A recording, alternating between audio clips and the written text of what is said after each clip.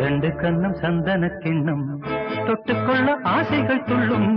ரெண்டு கண்ணம் சந்தன கிண்ணம் தொட்டுக்கொள்ள ஆசைகள் துள்ளும். பூவை கையில் பூவை அள்ளி கொடுத்த பின்னும் தொட்டு தந்த கையில் மனம் வீசுத இன்னும்.